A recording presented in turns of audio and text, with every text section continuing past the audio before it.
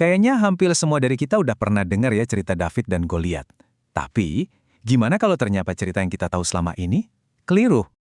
Nah, itulah pertanyaan besar yang diajukan sama Malcolm Gladwell di bukunya David and Goliath. Buku ini benar-benar bakal ngajak kita mikir ulang soal apa sih artinya kuat dan apa artinya lemah. Ceritanya kan udah klasik banget ya. Ada anak gembala kecil, bawaannya cuma ketapel. Secara ajaib bisa ngalahin raksasa super serem. Tapi, coba deh kita bayangin, gimana kalau David itu sebenarnya sama sekali bukan underdog?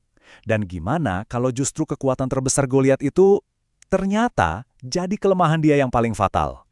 Oke, buat ngerti kenapa bisa begitu, kita perlu mundur sedikit ke zaman dulu nih. Buat paham gimana sih cara kerja pertempuran di masa kuno? Jadi, peperangan zaman dulu itu bisa dibilang mirip-mirip permainan suit Jepang, batu, kertas, gunting. Setiap jenis pasukan punya kelebihan dan kelemahan masing-masing terhadap jenis pasukan lain. Nah, ini dia kuncinya. Goliat itu kan prajurit infanteri, prajurit darat yang jalannya lambat, gerakannya kaku karena dibebani baju zirah yang super berat. Dan bukan itu aja, Goliat sendiri itu jauh dari gambaran prajurit sempurna. Banyak ahli medis percaya kalau ukuran raksasanya itu akibat kondisi medis yang juga bikin penglihatannya kabur dan gerakannya jadi lamban. Kebayang kan? Sementara David, dia itu bukan sekedar anak gembala yang bawa mainan. Dia itu seorang pengumban yang jago banget, yang senjatanya itu ibarat pistol di zaman modern. Jadi, dalam pertarungan ini, siapa yang sebenarnya lebih unggul coba? Nah, kisah David dan Goliat ini jadi contoh sempurna buat sebuah ide yang lebih besar. Gagasan bahwa kekuatan itu justru bisa jadi kelemahan. Gladwell menamakan konsep ini kurva U terbalik. Logikanya sebenarnya simple banget. Segala sesuatu yang baik itu ada titik pasnya atau titik optimal. Kalau udah kelewatan, bukannya makin bagus, malah jadi bumerang. Mau itu sumber daya, uang, atau bahkan ukuran. Contohnya deh, ukuran kelas di sekolah. Kita kan sering mikir makin kecil kelasnya makin bagus belajarnya. Tapi ternyata penelitian nunjukin kalau kelas yang terlalu kecil malah bisa kehilangan dinamika dan keragaman yang justru bikin proses belajar jadi kurang efektif. Hal yang sama juga berlaku soal kekayaan. Ada cerita nih, seorang ayah yang super kaya sadar kalau ternyata jauh lebih susah buat dia mendidik anak-anaknya biar punya motivasi dibanding ayahnya dulu yang cuma seorang pekerja biasa. Konsep ini, kalau dipikir-pikir, juga mengubah cara kita ngelihat kesuksesan. Kita kan dari kecil selalu diajarin buat masuk ke kolam yang besar, sekolah paling top, perusahaan paling bergengsi. Tapi pertanyaannya, apa itu beneran pilihan terbaik? Coba kita lihat kasusnya Caroline Sachs.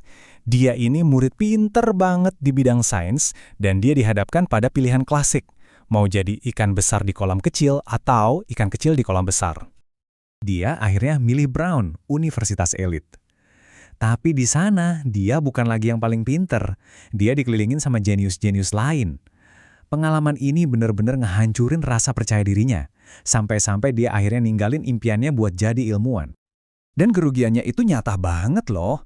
Dengan memilih sekolah yang lebih baik itu, peluang dia buat lulus dengan gelar sains malah turun drastis, sekitar 30%. Ironis kan? Oke, jadi kalau keunggulan bisa jadi kerugian, berarti bisa nggak sih sebaliknya? Kerugian justru jadi sebuah keunggulan? Coba deh kita pikirin sesuatu yang pasti kita semua setuju itu adalah sebuah kekurangan. Misalnya, disleksia.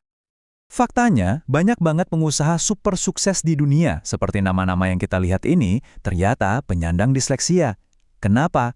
Karena kondisi itu memaksa mereka buat ngembangin skill lain yang nggak dimiliki kebanyakan orang. Gladwell menyebut ini sebagai kesulitan yang diinginkan. Jadi, rintangan yang kita hadapi itu nggak selamanya bikin kita lemah. Malah seringkali justru rintangan itulah yang bikin kita jadi luar biasa kuat. Jadi kalau kita balik lagi ke cerita awal, apa sih pelajaran yang sebenarnya bisa kita ambil dari David dan Goliat? Pesan utamanya bukan cuma, si underdog bisa menang kok, bukan itu. Justru sebaliknya, ada sebuah analisis politik yang nemuin fakta keren. Ketika pihak yang lebih lemah nggak mau main pakai aturan si raksasa alias bertarung secara nggak konvensional, peluang menang mereka meroket jadi 63,6%. Ini artinya apa? Artinya kita itu sering banget salah kaprah soal kekuatan dan kelemahan.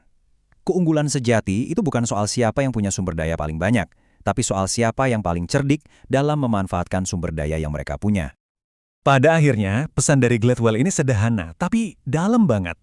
Ini ninggalin kita dengan satu pertanyaan buat direnungkan. Coba deh pikirin, apa sih kelemahan terbesar yang kamu rasain sekarang? Dan gimana kalau kamu bisa mengubah cara pandangmu dan melihatnya sebagai keuntunganmu yang paling kuat dan unik?